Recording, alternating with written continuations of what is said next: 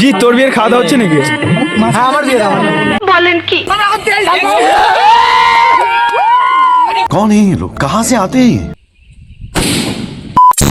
So guys, আজকে আমরা আবারও পিকনিক করতে চলেছি। আর আমাদের পিকনিক কিন্তু মাঝে মাঝে হয়ে থাকে, যতই গরম পড়ুক কিংবা ঠান্ডা পড়ুক। আর আমাদের পিকনিক মাঝে মাঝে কেন হয়ে থাকে সেটা তোমাদের বলছি। আমাদের একটা গ্রুপ রয়েছে, সেটার নাম হচ্ছে ব্রোসেনা। আর সেই ব্রোসেনাতে মোটামুটি 10 থেকে 15 জনের মতন রয়েছি। আর যেহেতু 10 থেকে 15 জনের মতন রয়েছি, তো সেই জন্য কারো না কারো কোনো না কোনো মাসে জন্মদিন লেগেই থাকে। তো সেই জন্য আমাদের পিকনিকটাও একটু ঘন ঘন হয়ে থাকে। তো সেই জন্য আমরা যেহেতু বার্থডে সেলিব্রেশন করি এবং সেলিব্রেশন করার পরে যেহেতু আমাদের ট্রিট দেয়, সেই ট্রিটের টাকাটা আমরা রেখে দিই এবং 2-3 জনের যখন বার্থডে সেলিব্রেশন হয়ে যায় আর সেই ট্রিট গুলোর যখন টাকাগুলো একসঙ্গে জমিয়ে রেখে আমরা একটা দিন ঠিক করি, সেদিন আমরা পিকনিক করব। তো সেই জন্য আজকে যেহেতু দিনটা ভালো রয়েছে, তো সেই জন্য আজকে আমরা সবাই পিকনিক করার জন্য চলে এসেছি। আর সেই জন্য আমরা চলে এসেছি বাজারে, এবং বাজারে এসে সর্বপ্রথম আমরা মাংস নিয়ে নিই, আর তারপরে আমরা পেঁয়াজ রসুন নিয়ে নিই, এবং এরপরে চলে এসেছি আমরা এখানটায় তেল মশলা থেকে শুরু করে সম্পূর্ণ কিছু আমরা কিন্তু নিয়ে নিই এই মুদিখানা দোকান থেকে। এবং তারপরে আমি একটা গ্যাসের দোকানে চলে এসেছি, আর তারপরে আমরা এখান থেকে গ্যাস নিয়ে সোজাসুজি পিকনিক স্পটের দিকে যেতে থাকি।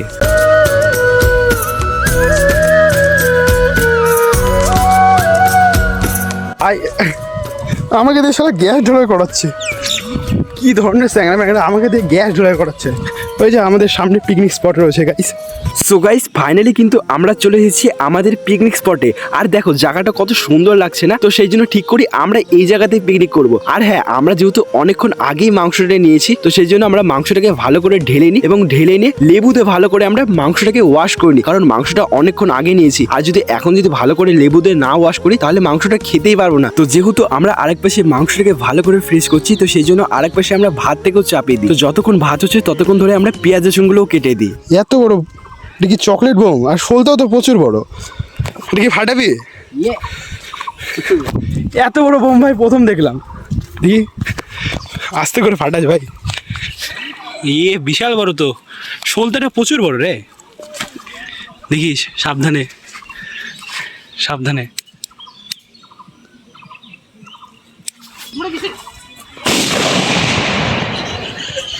তো তোমরা নিশ্চয়ই আওয়াজটা পেলেই যে কত জোরে আওয়াজ হলো। তো ভাবছি এই আওয়াজটাকে আরো দ্বিগুণ বাড়ানো যাক। তো সেই জন্য আমরা একটা বোতল কেটে নিই, আর কেটে নেওয়ার পরে আমরা অর্ধেক মাটি নিয়ে নিই, এবং তারপরে আমরা দুটো বোম একসঙ্গে এটার মধ্যে সেট করে দিই। এবং সেট করে নেওয়ার পরে আমরা সোজা চলে আসি নদীর ধারে, কারণ ওখানটায় ফাটালে প্রচুর পশু পাখি রয়েছে। তো যেহেতু ওখানে প্রচুর পশু পাখিটা রয়েছে, তো যেহেতু আমাদের হয়তো বকা দেবে, তো সেই জন্য আমরা এটা নিয়ে সোজা চলে আসি নদীর ধারে, এবং নদীর ধারে এসে আমরা নদীর এখানটায় সেট করে দিই। আর তারপরে তোমরা শুধু জাস্ট আওয়াজটা দেখো।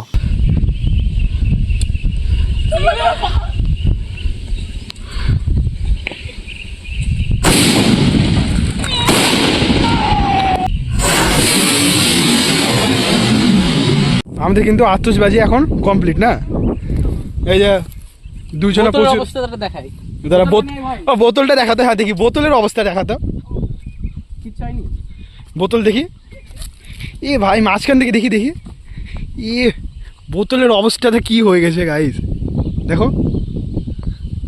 বাহ, চারোদিক দিয়ে একদম ফেটে গেছে। কিন্তু কাছ থেকে তোমরা ঠিক না।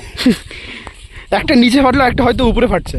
তাই আমার যে মনে হয় একটা মনে হয় নিচে ফাটছে, আর একটা হয়তো উপরে ফাটে গেছে, কিন্তু ভালো মতন বোঝা যায়নি। কিন্তু সেই আওয়াজ ছিল, সেরা ছিল, সেরা। আমরা আমাদের এক্সপেরিমেন্টটা কাজে লেগে গেছে।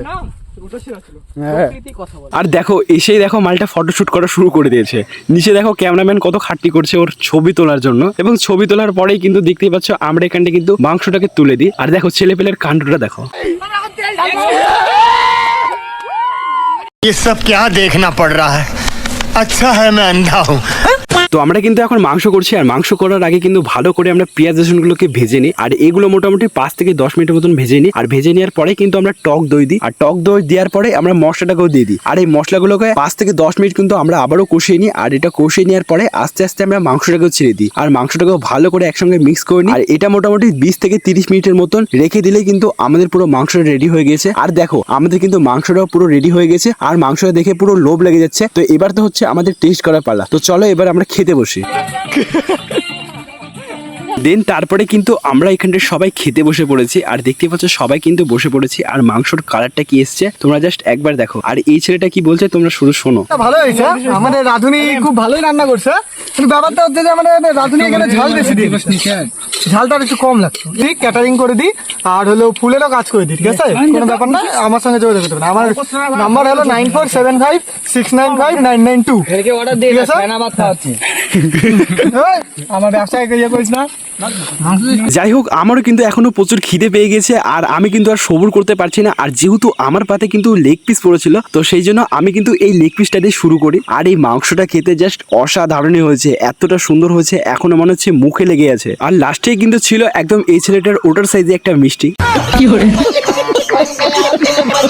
তো যাই হোক আমরা এখন মিষ্টি খেয়ে বাড়িতে যাই আর আমাদের কিন্তু পিকনিকটা পুরো কমপ্লিট হয়ে গেছে তো তোমাদের যদি ভিডিওটি ভালো লেগে থাকে অবশ্যই লাইক করবেন আর চ্যানেলে যারা যারা নতুন এসেছো অবশ্যই চ্যানেলটিকে সাবস্ক্রাইব করবে তো ততক্ষণ ধরে সবাই সুস্থ থেকো ভালো থেকো দেখা হচ্ছে নতুন একটা মজাদার ভিডিওতে ততক্ষণ ধরে বাই।